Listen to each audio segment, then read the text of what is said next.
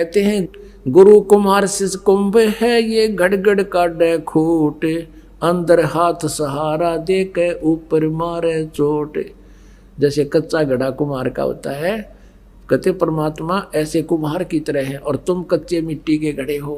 पहले नीचे एक हाथ दे देता है कुम्हार, एक कपड़ा सा बांध के, और नीचे हाथ देकर ऊपर नुकरा पट पट पट, और जब नीचे हाथ ना और नु कर दे तार पार हो जा पट पट।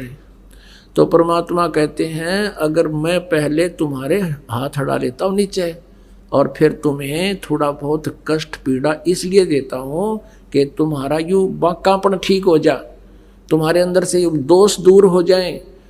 जैसे कुम्हार उस घड़े को सही सुचारू ना बनावे और उसमें जरा सा भी टेढ़ापन हो जाए, एक अन्य का ना बिकता वो। तो परमात्मा कहते हैं इसलिए आपको थोड़ा बहुत कष्ट भी इस मार्ग में रहे तो गॉड गिवन समझना। परमात्मा कहते हैं आप बताते हैं कि सुख का माथे माथे पत्थर पड़ो, ना मर दे तो जा, बलिहारी उस दुख के जो पल पल नाम रटावे। परमात्मा कहते हैं कि हे भगवान ये डिमांड किया करो मालिक से, हे प्रभु ऐसा सुख भी ना देना जिसे तेरी भूल पड़ जावे, आग लगो इसे सुख का जिसे भगवान का नाम भूल पड़ जावे। ये परमात्मा बलिहारी उस दुख के जो पल पल नाम रटावे, ऐसा कष्ट बेशक देते रहना भगवान तेरी याद बनी रहे। नमस्कार सर। नमस्कार सर। क्या शुभ नाम है जी आपका? जी मेरा नाम मनोज कुमार उर्फ मनोज दास है। सर कहाँ से आए हैं आप? मैं हिसार का रहने वाला हूँ। सर क्या काम करते हैं आप? मैं Prannath Pranami institute of management and technology Hisar में सिविल इंजीनियरिंग में असिस्टेंट प्रोफेसर की पोस्ट पर हूँ। सर संत रामपाल जी महाराज से नाम उपदेश लेने से पहले आप कौन सी भक्ति करते थे? जी बहुत लंबी कहानी है, मैं आपको संक्षेप में बताना चाहूँगा। हम बचपन से ही जैसे पेरेंट्स से सुना हनुमान जी की सोमवार को शिव जी भगवान के व्रत रखना, शुक्रवार को शेरा वाली माता के व्रत रखना, मंगलवार को हनुमान जी के व्रत रखना, और इनके अलावा सभी देवी देवता जो भी जिनके बारे में भी सुनते थे सबके व्रत करना, पूजा करना, भक्ति करना सब करते थे। क्योंकि बचपन से ही मेरे दादी जो थे वो भी सत्संग करते थे और हमारी फैमिली में सबसे बड़ा दुख था ड्रिंक का। मेरे फादर ड्रिंक करते थे, मेरे चाचा ड्रिंक करते थे, मेरे दादा ड्रिंक करते थे, मेरे दादी सत्संग करते थे। फिर भी पता नहीं वो ऐसा नकली सत्संग था जिसके बारे में अब पता चला, जिसके कारण वो घर में इतनी ड्रिंक घुसी हुई थी कि बचपन से ही हम छोटे छोटे थे मेरे मदर को पिटते हुए देखा मैंने, मेरे फादर को ड्रिंक के कारण बाहर से पिट के आते हुए देखा मैंने। हम बच्चे थे तो उस ड्रिंक का कोई इलाज नहीं था, मेरे फादर ड्रिंक करके आते थे, मेरे मदर को पीटते थे, हमें पीटते थे, हम मदर को बचा नहीं सकते थे, बस बेड के नीचे छुप जाना, फ्रिज के पीछे छुप जाना, जहाँ जगह मिलती थी छुप जाते थे और बहुत डरे हुए रहते थे हमेशा। तो मेरी मदर से यही सुना था, क्योंकि वो दुखी रहते थे तो परमात्मा के आगे हाथ जोड़ के यही प्रार्थना करते थे कि मेरे फादर की ड्रिंक छूट जाए। उन्होंने भी जब से शादी होके वो घर आए थे तब से ही वो ड्रिंक देखी थी। तो हमें वही यही सिखाते थे कि भक्ति करो, भगवान की भक्ति करो, उससे सुख मिलेंगे। हम भी यही सोचते थे कि शायद कोई दिन ऐसा आएगा जिस दिन परमात्मा की भक्ति से वो सुख मिलेगा। तो ये सारी भक्ति करते थे। मेरे फादर ऐसी बात नहीं है कि नास्तिक थे, वो भी बजरंगबली की भक्ति करते थे। हालांकि उनको भी जो उनके आसपास के लोग थे, क्योंकि वो स्टेट बैंक ऑफ इंडिया में एक अच्छी पोस्ट पे थे, तो बैंक के लोग भी और पड़ोस में भी और जो आसपास के लोग थे सभी उनको जब भी वो जाते कहीं पे तो वो कहते थे बजरंगबली आ गया, बजरंग, क्योंकि वो हमेशा कहते थे बोलो भाई बजरंगबली की जय, जय श्री राम, जय श्री राम। और आरएसएस से भी जुड़े हुए थे, राष्ट्रीय स्वयंसेवक संघ से, तो वहां पे भी यही सुना था जय श्री राम, जय श्री राम। तो वो भी एक भगत आदमी थे। उन्होंने 40 वर्ष तक मंगलवार का व्रत नहीं छोड़ा। हर वर्ष वैसाखी पे हरिद्वार जाते थे, वहां से अपना गंजे होके आते थे। हर वर्ष वैष्णो देवी जाते थे, हमें भी लेके गए वैष्णो देवी, हमेशा लेके जाते थे। 1 साल बाद या 2 साल बाद वैष्णो देवी लेके जाते थे। वैसाखी पे हरिद्वार लेके जाते थे, और भी जहां पे उनको मतलब ये लगता था कि कोई भगवान टाइप की चीज है, भक्ति नाम की चीज है, तो वो भी जाते थे। लेकिन ड्रिंक जो थी उसके कारण उन्होंने घर को बर्बाद कर रखा था, खुद को बर्बाद कर रखा था, हमें बर्बाद कर रखा था। तो उस डर से, ड्रिंक के डर से भक्ति में हम भी लीन थे। तो उसके बाद 1994 की बात है, हमारे एक पड़ोस से एक अंकल थे, वो राधा स्वामी डेरा ब्यास से नाम लिया हुआ था उन्होंने। तो वहां से नाम लेने के बाद उन्होंने मेरे फादर को बताया, तो वो कुछ एक संडे के सत्संग थे, वहां जाने लगे उनके साथ। तो 1 जून का भंडारा होता है वहाँ, छुट्टियां हुई थी हमारी स्कूल की। तो मेरे फादर को कहा चलो, तो मेरे फादर हम सबको लेके राधा स्वामी ब्यास डेरा ब्यास चले गए। तो नाम की पर्ची भी मिल गई उन्हें, नाम भी मिल गया उन्हें। वहां पे ये रूल थे कि ड्रिंक नहीं करनी, बीड़ी सिगरेट वगैरह नहीं पीना, जैसा वो बताते थे नाम देने से पहले। तो हमने भी सुना था, उन अंकल से सुना था। तो नाम जब मेरे फादर ने ले लिया, मेरे मदर ने भी ले लिया, तो बड़ी खुशी हुई। हमने राधा स्वामी डेरा ब्यास में जो बाबा जी थे उनके बड़े शुक्रगुजार हुए हम कि मेरे फादर की ड्रिंक छूट गई, और छोड़ भी दी उन्होंने। 20 दिन हमारे बड़ी खुशी से निकले। डेली शाम जब हो जाती थी, जब मेरे फादर सूफी घर आ जाते थे विदाउट ड्रिंक, तो रोज हम राधा स्वामी के आगे हाथ जोड़ के, बाबा जी के आगे बड़े खुश होते थे कि ये परमात्मा बड़ी दया हुई। 20वें दिन हमारा वो सपना भी टूट गया। मेरे फादर फिर से ड्रिंक करके आए, हालांकि थोड़ी लिमिट में करके आए, कम थी, जिससे कि हमें अंदाजा हुआ लेकिन पक्का नहीं हुआ, कंफर्म नहीं हुआ। 21वें दिन तो वो फिर से उसी स्टेट में आ चुके थे जिसमें राधा स्वामी डेरा ब्यास जाने से पहले थे। हमारा एक सपना दोबारा से वो टूट गया, फिर वो दुख के दिन फिर से स्टार्ट हो गए। लेकिन ठीक है, परमात्मा से जुड़े हुए थे, वो शायद पिछली भक्ति थी जिसके कारण परमात्मा के आगे फिर भी हम डेली हाथ जोड़ते थे कि परमात्मा जैसे भी हो दया करना। वो चलता रहा, ड्रिंक करते रहे। बच्चे थे 94 में, तो बहुत छोटी उम्र थी, लेकिन दुख देखे हुए थे, इसलिए शायद वो उम्र भी थोड़ी सी बड़ी हो गई थी, परमात्मा की तरफ भी ध्यान हो गया था। 97 या 98 की बात है, तब मैं शायद 7th या 8th क्लास में था। हिसार में आसाराम जी बापू का सत्संग हुआ, पुलिस लाइन एरिया में। फर्स्ट टाइम आए थे आसाराम जी बापू। उनका सत्संग सुना, बड़ा अच्छा लगा। बड़ी मधुर धुन में वो जो गाते थे, हरि ओम ओम ओम हरि ओम, इस टाइप से बड़े अच्छी उनकी धुनें थी। उसको सुन के मेरे अंदर, और नाम का, क्योंकि राधा स्वामी ब्यास से सुना ही हुआ था, बड़ी अच्छी महिमा सुनी हुई थी नामदान की, लेकिन हमें वहां से नहीं मिल सकता था क्योंकि बच्चे थे, और वहां 26 ईयर्स की एज के बाद ही मिलता है। तो वहां शाम को जब उनका सत्संग हुआ, उसके बाद वहां अनाउंसमेंट हुई कि कल मॉर्निंग में 6:30 बजे बच्चों को सरस्वती मंत्र दिया जाएगा, नामदान दिया जाएगा बच्चों का। तो मुझे बड़ा लालसा हुई, बड़ी खुशी हुई कि नामदान मिलेगा। मैं सुबह सुबह, तब तो बड़ी छोटी उम्र थी, सुबह सुबह पहुंच गया वहां 6:30 बजे। वहां पहुंचा तो एक बहुत बड़ा टेंट लगा हुआ था। टेंट के बाहर मैंने पूछा भाई कहाँ है एंट्री, तो एक लास्ट में पीछे जाके एक एंट्री थी। उस एंट्री से मैं जाने लगा तो वहाँ एक सेवादार खड़ा था उनका। बोले हाँ जी। तो मैंने कहा जी सरस्वती मंत्र के लिए आया हूँ, सरस्वती मंत्र लेना है। बोले एक काम करो, उधर पंडाल है, वहाँ एक थोड़ी दुकानों के पंडाल लगे हुए थे। बोले उधर पंडाल में जाके एक सामान मिल रहा है, वो सामान लेके आ जाओ। तो मैं भागा भागा गया वहाँ सामान लेने के लिए। तो वहाँ सामान लेने पहुंचा तो वहाँ उन्होंने, जो दुकानदार थे, उन्होंने बताया भाई 150 रुपए का सामान है। बच्चे थे, 7th 8th में थे, घर से मुश्किल से 1 रुपया भी कभी मिला तो 6 महीने में 1 रुपया मिल जाता था। 150 रुपए का कहाँ से जुगाड़ होता। मन मसोस के घर वापस आ गया। वहां से एक आशा टूट गई नामदान मिलने की। चलते रहे, जैसे भी था, भगवान की भक्ति जैसी भी थी करते रहे। 2003 में उस ड्रिंक के कारण मेरे फादर को स्टेट बैंक ऑफ इंडिया की सर्विसेज से रिमूव कर दिया गया। मतलब आप सोच सकते हो कि एक गवर्नमेंट जॉब से एक गवर्नमेंट एम्प्लॉय को निकालना कितना मुश्किल है। तो वो इतनी ड्रिंक करते थे कि उन्हें उस जॉब से भी निकाल दिया गया। एक सेकंड फेज हमारे दुखों का स्टार्ट हुआ।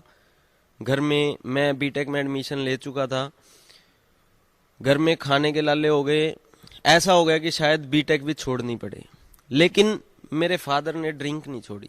2003 से 2006 तक मेरी बीटेक चलनी थी। मेरी मदर ने अपना सोना गिरवी रख के और जैसे भी उन्होंने थोड़ी बहुत सेविंग करते थे, कोई 50 रुपए कोई 5 रुपए कहीं से बचा बचू के मेरी बीटेक कंप्लीट करवाई। अदरवाइज मेरे को तो एक बार ये भी हो गया था कि शायद बीटेक छोड़नी पड़े। 2006 में मेरी बीटेक कंप्लीट हुई। जॉब का एक छोटा सा जुगाड़ हुआ, लेकिन वहां पे मेरा एक एक्सीडेंट हो गया साइट पे, जिसके कारण मेरे यहाँ डिसलोकेट हो गया था शोल्डर, और मुझे वो जॉब छोड़ के भी घर वापस आना पड़ा।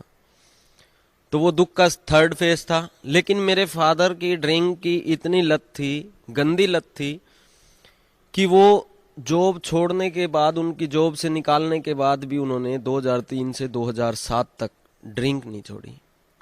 वही दुख, हमारे गली से किसी का फोन आता, अरे तुम्हारे फादर यहाँ गिरे हुए हैं, उठा जाओ, नालियों में गिरे होते थे। कभी हम किसी से लड़ाई हो रही है, वहां से छुटवा के आते थे, हमें भी पीटते थे, उन्हें भी पीटते थे। तो बड़ा गंदा माहौल था घर का। बस वो राधा स्वामी ब्यास से जुड़े तो हुए थे, हालांकि मेरे मदर ने वहाँ इतनी सेवा की है मैं आपको बताऊं, और मेरे फादर ने भी। हमने राधा स्वामी ब्यास के मुंबई में सत्संग अटेंड किए, क्योंकि उन्हें एलटीसी मिलती थी हर साल गवर्नमेंट की तरफ से। तो उस एलटीसी को लेके मुंबई, बेंगलोर, भोपाल, शिमला, कई और भी बहुत सत्संग अटेंड किए। हर जगह जाते थे, हर साल जाते थे, लेकिन कोई बेनिफिट नहीं हुआ। हमारा घर बर्बाद हो गया। जब 1994 में मेरे फादर ने वहां से नाम लिया था, तो हम राजा थे, क्योंकि एक अच्छी सैलरी आती थी। हालांकि ड्रिंक के कारण दुखी थे, लेकिन वैसे घर में किसी चीज की कमी नहीं थी। और 2003 तक आते आते, 2007 तक आते आते भिखारी हो चुके थे हम, बिल्कुल रोटी के लाले पड़ चुके थे, घर में कुछ भी नहीं था। तो भगवान की ये भक्ति करते थे। उसके बाद मैं आपको बताता हूँ, और 2003 के बाद मेरी मदर क्योंकि दुखी हो चुके थे, तो उनके घुटने भी जो है ना बिल्कुल खत्म हो गए थे। दोनों घुटने बेड पे गिर चुके थे। हालांकि वो सेवा करने जाते थे ब्यास में। ब्यास में सेवा करके जब भी आते थे, 1.5 हफ्ता 2 हफ्ता उनके पेट में पता नहीं कैसा दर्द उठता था। चीखते रहते थे 2 हफ्ते, उठते नहीं थे बेड से। मतलब यूं बिल्कुल हम तो मरे हुए थे। मेरे मदर तो यूं समझ लो कि बचपन से जब से मैंने देखा उन्हें, उन्होंने इतने दुख सहे हैं, मतलब मैं नहीं बता सकता कि कितने, आप सोच भी नहीं सकते। हमने तो देखा उन्हें। 2007 की बात है। 2006 में मैंने फिर संत रामपाल जी का नाम सुना। नाम क्या सुना, बहुत गंदगी से नाम सुना था। ऐसा गंदा नाम सुनाया था लोगों ने टीवी में, न्यूज चैनल्स में। करोंथा कांड हुआ था। संत रामपाल जी, अब फेस से भी संत रामपाल जी इतने सिंपल हैं, एक जाट की लुक है, तो ऐसे लगा जैसे उसमें उन्होंने सुनाया कि ऐसे ऐसे संत, ऐसे रामपाल जी हैं, करोंथा में हैं, उन्होंने ऐसे जमीन कब्जा रखी है, वहां पे ऐसे लेडीज को पानी नहीं पीने देते, और भी बहुत न्यूज में बहुत गलत गलत आया, और संत रामपाल जी को जेल में डाल दिया। तो एक माइंड में आया कि राधा स्वामी डेरा ब्यास जैसे संत, गुरविंदर सिंह जी जैसे संत इस धरती पे कोई नहीं है। हम बहुत अच्छे से 94 में एक महापुरुष से जुड़े हुए हैं, और बाकी संतों के लिए तो बहुत गंदे विचार आए। तो 2007 की बात है। मेरे साथ एक फ्रेंड थे, उन्होंने मुझे संत रामपाल जी से, उन्होंने करोंथा आश्रम से जुड़े हुए थे वो, तो उन्होंने मुझे बताना शुरू किया। मैं राधा स्वामी ब्यास से जुड़ा हुआ था, और संत रामपाल जी के बारे में वैसे भी बड़ा गलत सुना हुआ था। नहीं सुना मैंने। 1 महीना निकला, 2 महीना निकला, वो क्या करता, डेली आके अपना सुनाना शुरू कर देता। अच्छा, राधा स्वामी के बारे में बताने लग जाता, तो मुझे और भी गलत लगता कि भाई तुम अपना कर लो जो तुम्हारे, ठीक है तुम है, क्योंकि ज्ञान तो हमें था ही नहीं राधा स्वामी का। बस ये था कि जुड़े हुए हैं, देखा देखी, क्योंकि वहां इतनी जनता आती है। मैं आपको बताऊं, करोड़ों जनता इकट्ठा होती है, तो करोड़ों जनता को देख के हम, भाई कुछ ना कुछ तो जरूर होगा, तभी हम भी चले जाते थे। तो उसने बताना शुरू किया। एक दिन हम उसके घर लंच पे चले गए। सुनता रहता था मैं, 2-3 महीने निकल गए। एक दिन लंच पे बैठे, तो उसने क्या किया, सीडी चला दी अपने घर में। तो संत रामपाल जी ने गीता खोल दी। उसमें गीता खोली तो वो दिखा रहे थे अलग अलग श्लोक दिखा रहे थे, बहुत श्लोक दिखाए। तो एक जगह उन्होंने 16वें अध्याय का 23वां श्लोक दिखाया। उसमें लिखा हुआ था कि शास्त्र विधि को त्याग के जो मनमाना आचरण करते हैं उन्हें ना तो कोई लाभ है, ना कोई सिद्धि है, और ना ही कोई परम गति है। और 16वें अध्याय के फिर 24वें मंत्र में ये लिखा था, इसलिए हे अर्जुन तेरे लिए कर्तव्य है और अकर्तव्य के लिए शास्त्र ही प्रमाण है। तो ये चीज देख के, और फिर उसमें 2-3 चीज और भी दिखाई। हम जैसे 1 घंटा लंच करा, हमने बैठे रहे तो सुनता रहा मैं भी, काफी वेद भी, 1-2 वेद भी खोल के दिखाई। तो ये चीज देख के मेरे को ये लगा कि ये संत बातें तो बहुत बढ़िया कर रहे हैं, क्रोंथा कांड सुना है तो कुछ और सुना है। अच्छा, फिर मैंने उससे थोड़ा सा वैसे ही पूछ लिया, मैं भाई ये ऐसी ऐसी बातें हैं और फिर ये क्रोंथा कांड। तो फिर उसने मेरे को बताया कि सत्यार्थ प्रकाश जो है बहुत घटिया किताब है, उसके अंदर ऐसे ऐसे गलत लिखा हुआ है, और महर्षि दयानंद सरस्वती जिसको दुनिया महर्षि के नाम से जानती है, उसने तो बहुत गलत लिखा हुआ है। और संत रामपाल जी जैसे ये गीता और वेद दिखा रहे हैं, ऐसे ही सत्यार्थ प्रकाश खोल के दिखाते थे। और आर्य समाजियों ने और भूपेंद्र सिंह हुड्डा मुख्यमंत्री हरियाणा, जो कि खुद आर्य समाजी हैं, इन सब ने मिल के एक षड्यंत्र रचा जिसके तहत संत रामपाल जी को जेल में, रोहतक जेल में डाल दिया। मुझे विश्वास नहीं हुआ, क्योंकि हम आर्य हाई स्कूल में भी पढ़े हुए हैं। बचपन से जो हमारा घर है उसकी पिछली साइड ही एक आर्य हाई स्कूल है। वहाँ डेली मॉर्निंग में हवन होता है, मंत्रों से बहुत माइक लगा के मंत्र चलाए जाते हैं। और हमारे पड़ोसी हैं, वो अध्यक्ष हैं आर्य समाज के हिसार के, तो वो करते रहते हैं, भंडारे करते रहते हैं और सत्संग हवन करवाते रहते हैं। तो मुझे विश्वास नहीं हुआ सत्यार्थ प्रकाश की उनकी बातों पे। और मेरी सिस्टर हैं, वो संस्कृत से PhD हैं, तो उनके एक कॉलेज से भी उन्हें ना एक सत्यार्थ प्रकाश गिफ्ट में मिली हुई थी, प्राइज मिली थी शायद। तो मैंने घर जाके मैंने उससे पूछा, भाई अच्छा ये बता सत्यार्थ प्रकाश में, तो उसने मेरे को लिख के दे दिया, बोला ये चेक कर लेना, ये चेक कर लेना, ये चेक कर लेना। तो घर जाके मैंने वो सत्यार्थ प्रकाश खुद अपने मंदिर में जो रखी हुई थी उसे चेक किया। और जब उसमें चेक किया तो वो एज इट इज वो गंदगी मुझे मिली जो उसने मुझे बताई थी, जो संत रामपाल जी प्रोजेक्टर्स पे और सत्संग में अपने बताते थे। इतना जब देख लिया तो उसके बाद मुझे लगा कि चलो वो तो ठीक है, सत्यार्थ प्रकाश ठीक है, साइड में रखो। मुझे ये लग रहा था कि जो ये गीता में और वेदों में दिखा रहे हैं, ये संत रामपाल जी बाहर का कवर तो गीता प्रेस गोरखपुर का दिखा रहे हैं, और अंदर जो है संत रामपाल जी ने अपना ज्ञान डाल दिया। तो मैं वहाँ हमारे अर्बन स्टेट हिसार में ये गीता प्रेस गोरखपुर वालों की बुक्स की शॉप है, वहाँ से गीता खरीद के लाया।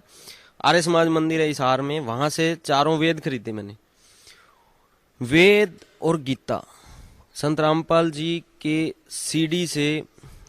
और आपको मैं बताऊँ, जुगाड़ नहीं था, 2000 रुपये का जुगाड़ करके मैं CD प्लेयर खरीद के लाया, और उस सत्संग को चला के पॉज कर देता था। मैं जो पेज दिखाते थे उसको चेक करता था। 10 महीने लगाए मैंने इसमें। गीता, 4 वेद, पुराण खरीद के लाया, उनको चेक किया।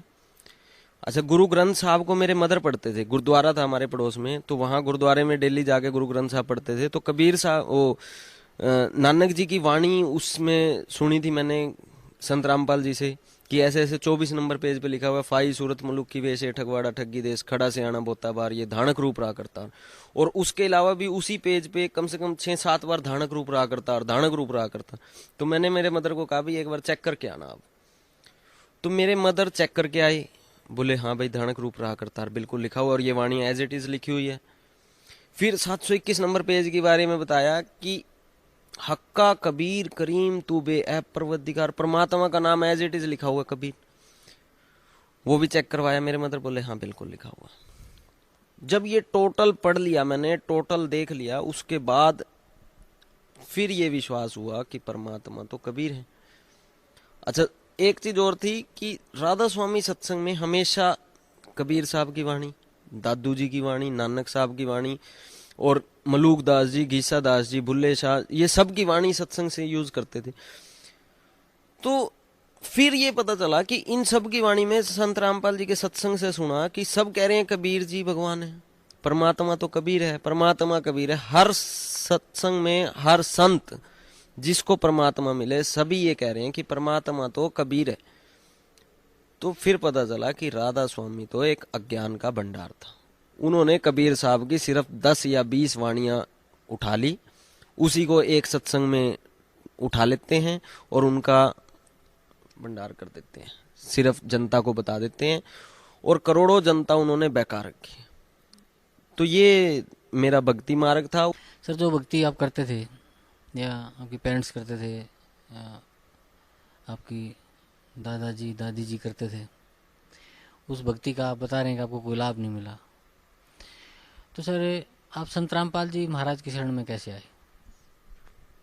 तो जब ये सब मैंने 8-9 महीने में सब कुछ देख लिया, उसके बाद मैं घर में सत्संग सुनने लगा। संत रामपाल जी जो थे उस टाइम इन षड्यंत्रकारियों की वजह से, आर्य समाजियों की वजह से, मुख्यमंत्री भूपेंद्र सिंह हुड्डा की वजह से रोहतक जेल में थे।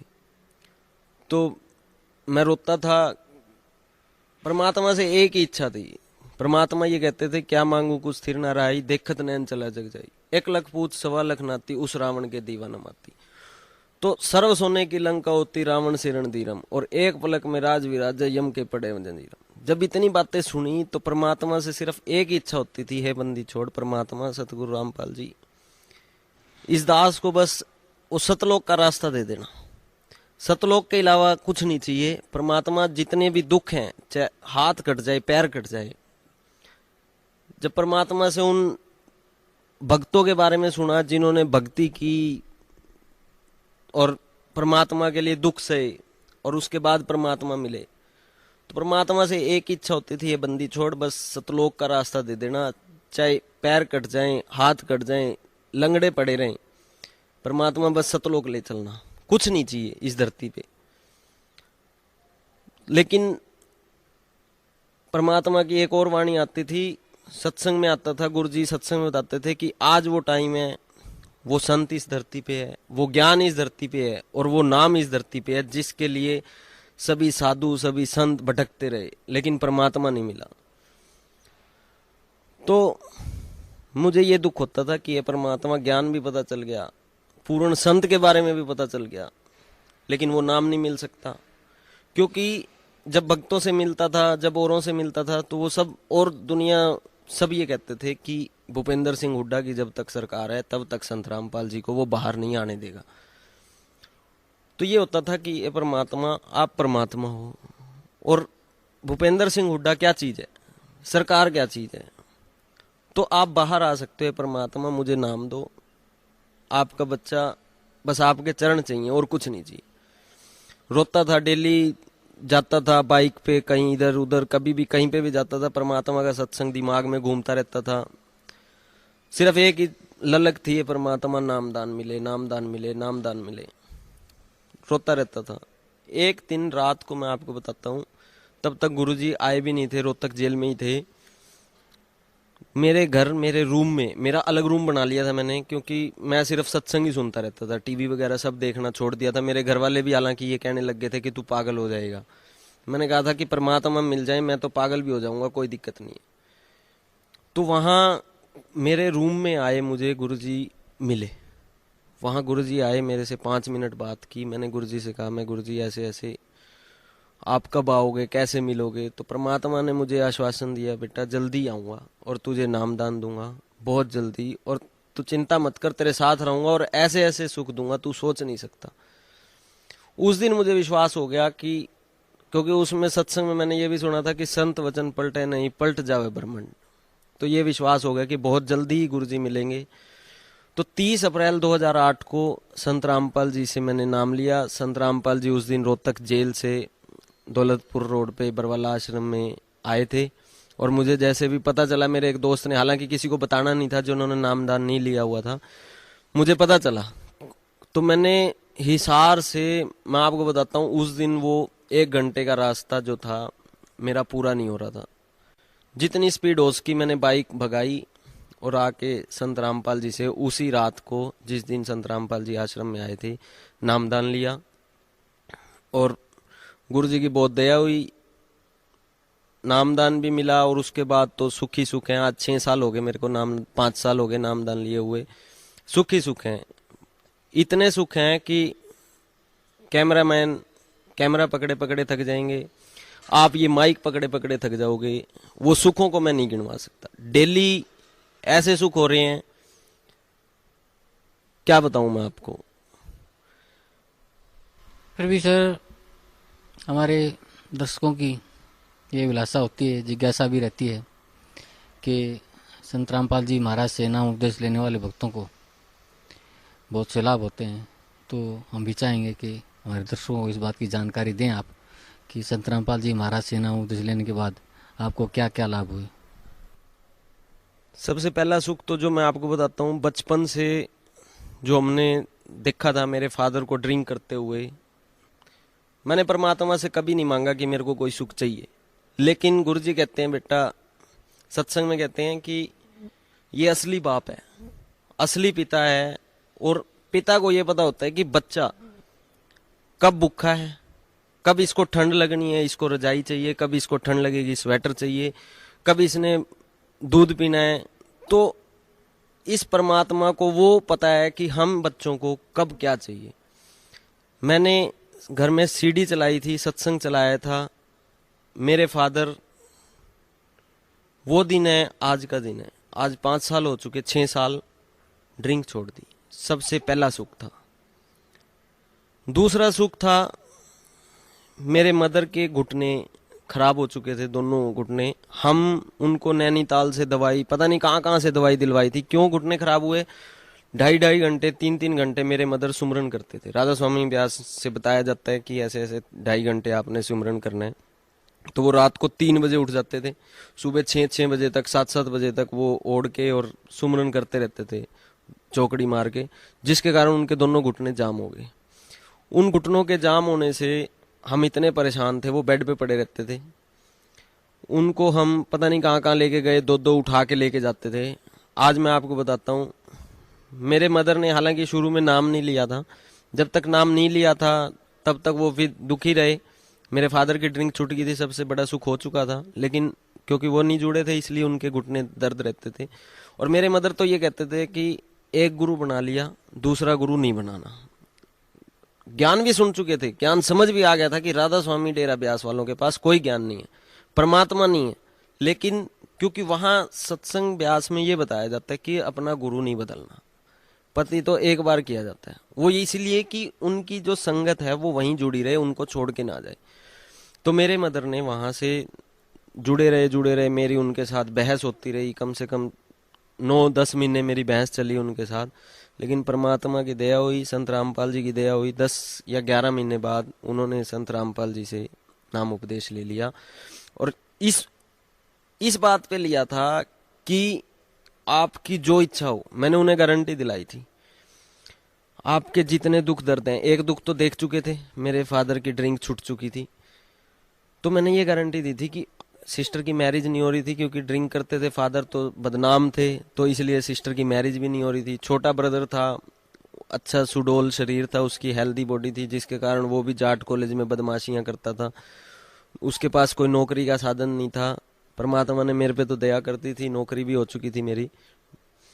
तो मैंने ये कहा था कि आपके जितने भी दुख हैं, ये घुटनों का दर्द, सिस्टर की मैरिज, ब्रदर की जॉब, मतलब कोई भी अगर एक भी पेंडिंग रह जाए, मैं संत रामपाल जी को छोड़ दूंगा। और टाइम नहीं मांगता मैं आपसे। मैंने उनको ये कहा था कि आपको हो सकता है 10 दिन भी ना लगे, ज्यादा से ज्यादा 2 महीने दे देना, सिर्फ 2 महीने दे देना। परमात्मा अगर आपको सुख ना दें, मैं आपके साथ राधा स्वामी डेरा ब्यास दोबारा चल पड़ूं। और परमात्मा ने बड़ी दया करी, मेरे मदर ने आके नाम लिया। नाम लेते ही विदिन 6 मंथ्स मेरी सिस्टर की मैरिज इतने बढ़िया ढंग से हुई। परमात्मा की इच्छा से, मैंने परमात्मा के नियमों पे चलते हुए, मेरे मदर तो नहीं मान रहे थे क्योंकि उन्हें इतना विश्वास नहीं हुआ था, हालांकि नाम उपदेश ले लिया था। जैसे परमात्मा बताते हैं उसी तरीके से उनकी मैरिज हुई। कोई दहेज नहीं दिया हमने, और सामने वाले जो मेरे जीजा जी और थे उन्होंने भी कुछ नहीं मांगा। और आज वो इतने खुश हैं, गवर्नमेंट जॉब है उनकी दिल्ली में, मेरी सिस्टर की भी गवर्नमेंट जॉब लग गई है। तो सबसे पहली, दूसरी, मेरे मदर के घुटने 10 या 15 दिनों के अंदर वो दवाई जो 6-7 साल से ले रहे थे उसने काम करना शुरू कर दिया।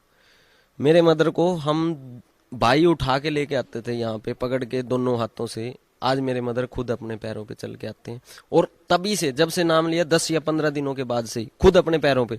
और कई बार तो मैं आपको बताता हूँ इतनी खुशी होती है, कई बार हम गुरुजी के दर्शन करने में लेट हो जाते हैं तो मेरे मदर रेस लगा के आते हैं, उन्हीं दोनों पैरों पे भाग भाग के दर्शन करते हैं। और गुरुजी भी बड़े खुश होकर कहते हैं, बोले बेटा देख यही तेरी माँ है जिसके घुटने खराब थे, ये सुख। अच्छा, एक बड़ा अच्छा दुख था मेरे, मैं आपको बताता हूँ। जब गुरुजी से मैंने नाम भी नहीं लिया था, लेकिन गुरुजी रोहतक जेल में थे, मुझे पता चल गया था कि कबीर साहब भगवान है। और सत्संग में गुरुजी सीडी सुन के मेरे को ये भी पता चल गया था कि परमात्मा कबीर साहब खुद हमारे साथ रहते हैं, बिल्कुल। तो एक दिन हम, मेरे साथ 3 एसडीओ थे, एक जेई था और मैं था। हम बहादुरगढ़ से आ रहे थे उनकी गाड़ी में बैठ के। मेरे ना एक दर्द होता था इधर पेट की दोनों साइड से, पता नहीं इस साइड या इस साइड, अब तो मेरे को एग्जैक्टली ध्यान नहीं है। तो एक ब्रेकर आया यहाँ मदीना के पास, रोहतक से निकलते ही ब्रेकर से जैसे ही गाड़ी कूदी तो वो मेरा दर्द स्टार्ट हुआ एकदम से। और वो दर्द ऐसा था कि हर महीने होता था, और जब स्टार्ट होता था तो कम से कम 1 या 2 दिन रहता था। और इतना भयानक दर्द था कि रोता रहता था मैं, 2-2 दिन रोता रहता था, वो दर्द नहीं खत्म होता था। अच्छा, वो गाड़ी कूदी तो जैसे ही तो मेरा वो दर्द स्टार्ट हुआ। अब क्या था कि लोग लाज के कारण, अब एसडी और जेई बैठे हैं, अब उनके सामने मेरे को रोने में शर्म आ रही है और दर्द बहुत जबरदस्त। तो मैंने परमात्मा से, कबीर साहब से और संत रामपाल जी से अरदास लगाई, मैं परमात्मा, हो सकता है मैं आपके लायक नहीं हूँ, आपका उतना मतलब शिष्य भी नहीं हूँ, मेरी गलतियां भी बहुत हैं, लेकिन परमात्मा आज मेरी इज्जत बचा लेना। मैं रो नहीं सकता इनके बीच में, और रोऊंगा तो इनके सामने मेरी बेइज्जती होगी। और आप कहते हो कि हर सेकंड में तुम्हारे साथ हूं, परमात्मा तो हर सेकंड साथ है सर। विद इन 2 सेकंड्स वो मेरा दर्द ठीक हुआ। और वो दिन है, आज का दिन है। मेरे को तो ये भी ध्यान नहीं है कि वो दर्द इस साइड था या इस साइड था। वो दिन, वो दर्द नाम लेने से पहले ही खत्म हो चुका है।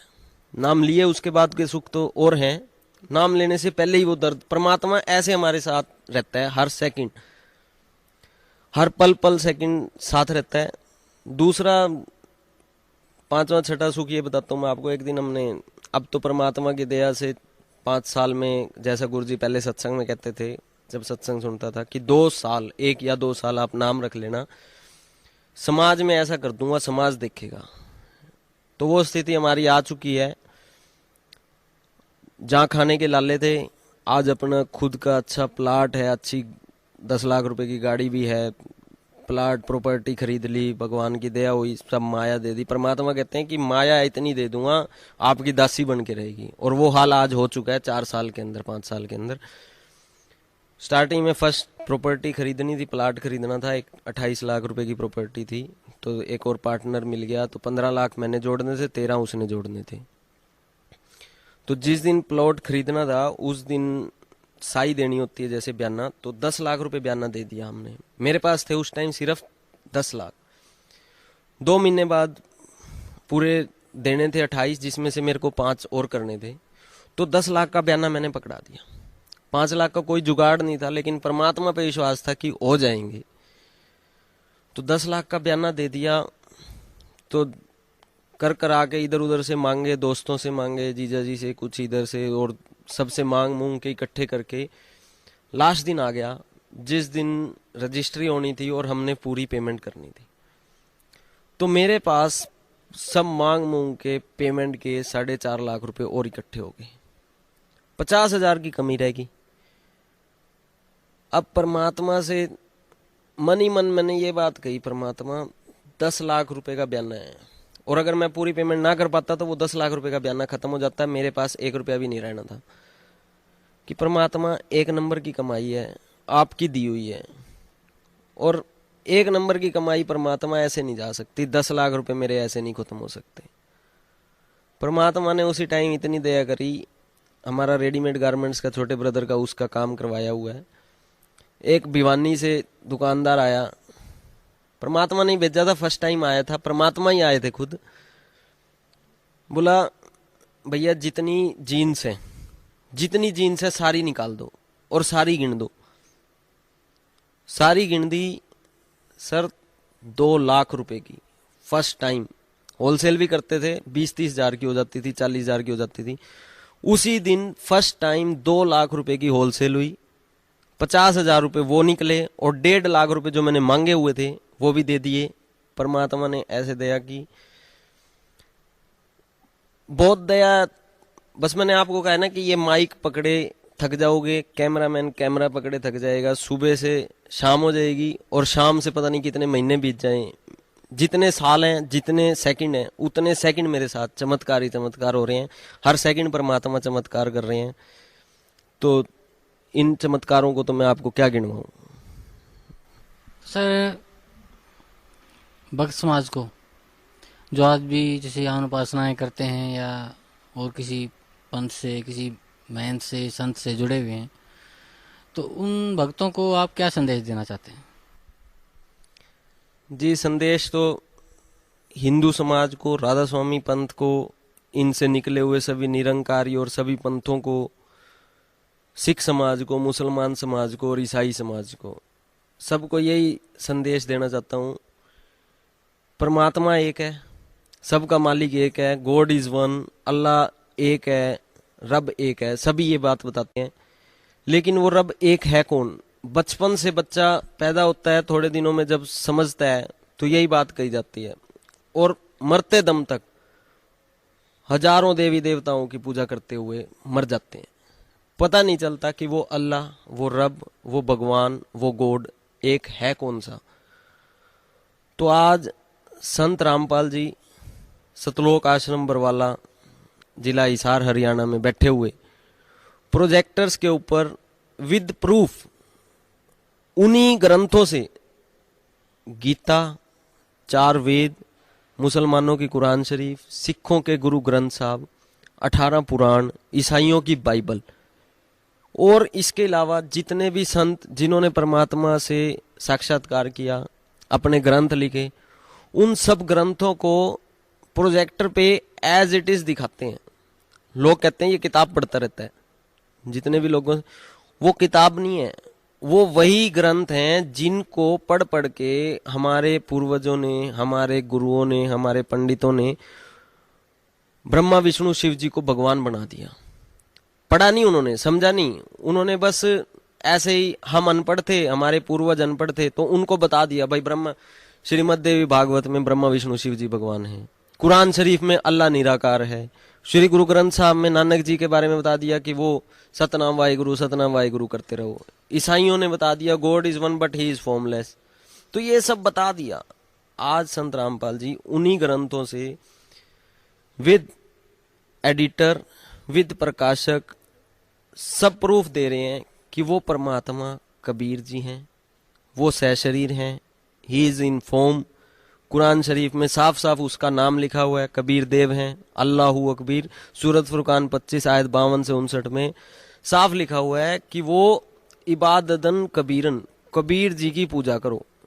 इन्होंने बड़ा कर दिया, और उसका भी प्रमाण नानक जी ने दे दिया है, आलम बड़ा कबीर, कि वो बड़ा कबीर ही है, वो कबीर ही बड़ा है और कोई नहीं है। वेदों में साफ साफ नाम लिखा है। तो कोई भी कंफ्यूजन नहीं रहेगी। आज किसी भी प्रश्न का उत्तर ऐसा नहीं है कि जो संत रामपाल जी ने ना दिया हो। तो सभी को यही, मेरे भाई बहन जितने भी हैं, नौजवान हैं या बुजुर्ग हैं या मेरे अंकल आंटी जितने भी बड़े लोग हैं, माता पिता, सबको एक ही प्रार्थना है, संदेश भी है, प्रार्थना भी है, परमात्मा का संदेश है। संत रामपाल जी जो ज्ञान दे रहे हैं उसको ग्रहण करें। सतलोक आश्रम बरवाला में आए, सबसे पहले ज्ञान सुने। और मैं एक और गारंटी देता हूँ परमात्मा की तरफ से, मेरी तरफ से तो कुछ नहीं है, मैं तो एक मिट्टी हूँ, मिट्टी का जीव हूँ। जिस दिन परमात्मा जितने दिन चलाएंगे चलेगी ये मिट्टी।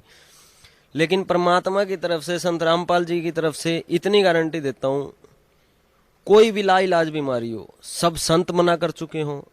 इस पूरे वर्ल्ड के, पूरे ब्रह्मांड के सब डॉक्टर मना कर चुके हों। कोई बीमारी हो, कोई दुख हो, कोई भूत हो, कोई जिन हो, संत रामपाल जी के चरणों में आके नाम उपदेश लो। और सबसे पहली कंडीशन है नियमों पे, उन नियमों पे चलो। कोई बीमारी नहीं रहेगी, ऐसी कोई बीमारी नहीं है जो ना कटे, कोई ऐसा दुख नहीं है जो ना कटे। गारंटी है परमात्मा की, कबीर साहब की, उस अल्लाहू अकबीर की। और ऐसी गारंटी इस धरती पे ब्रह्मा विष्णु शिव जी भी नहीं दे सकते। ब्रह्मा विष्णु शिव जी हमारे आराध्य नहीं है, सिर्फ उनका सत्कार है। सत्कार भी ऐसे है क्योंकि वो एक मिनिस्टर की तरह है। तो मैं परमात्मा की तरफ से गारंटी देता हूँ, उनके चरणों में बैठ के उनका दास होते हुए, क्योंकि मैंने पिछले 6 सालों में ऐसा अपने साथ देखा। और यहाँ जितने भी लाखों भगत आते हैं, कम से कम 20-25 लाख भगत हर सत्संग में जैसे भी आते रहते हैं, किसी से भी मिलके कोई भी पूछ के देख ले, सबके साथ ऐसे ही प्रमाण है। जितने मेरे साथ हुए हैं सभी ऐसे दुखी आते हैं। लेकिन बस यही है परमात्मा कि मेरे को चाहे जैसे मर्जी रखें, सतलोक ले चलें, ये मोक्ष जो है, ये जन्म मृत्यु का रोग है, इससे छुटकारा दिलवा दें। और सभी से यही संदेश है कि नौकरी हो या दुख हो, सब कुछ मिलेगा। परमात्मा धन भी देंगे, सब कुछ देंगे, लेकिन परमात्मा के चरणों में आके नियमों में रहना पड़ेगा। और यहीं आए। और इस धरती पे कुछ नहीं है, चाहे राधा स्वामी पंथ है, चाहे निरंकारी है, चाहे कृपालु मिशन है, चाहे विनोद वाले हैं, आसाराम बापू हैं, सबको मैंने देख लिया, पर्सनली देखा है मैंने, एज ए इंजीनियर देखा है, सबको छान रखा है। और मेरे साथ के और भाई बहन हैं यहाँ पे जो आते हैं, सब छान के आए हुए हैं। इसके अलावा कोई नहीं है। और गुरु जी ने तो, संत रामपाल जी ने तो आध्यात्मिक ज्ञान चर्चा के लिए सबको निमंत्रित किया हुआ है, और आज तक किसी ने जवाब नहीं दिया। क्यों नहीं जवाब दिया? क्योंकि उनके पास जवाब है ही नहीं, सब गलत है, छुप के बैठे हुए हैं।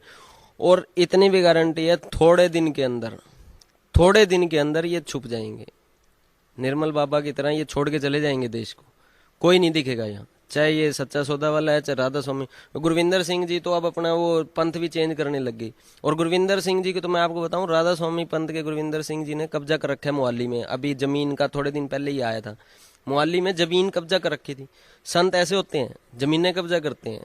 कौन से संतों ने आज तक ये जमीनें, उनको तो जमीन चाहिए ही नहीं। परमात्मा का यहाँ आके देखो भंडारा, इतना बढ़िया भंडारा कर रखा है, पैसा लुटा रखा है। 1 रुपये का भी यहाँ पे कुछ दान नहीं मांगते, कुछ नहीं मांगते। और वहां जाओ आप, राधा स्वामी पंथ में कैंटीनें खोल रखी हैं, बिजनेस चला रखा है। रेनबैक्सी में क्यों गुरविंदर सिंह जी ने अपना पैसा लगा रखा है, और क्यों रैली गेयर में पैसा लगा रखा है।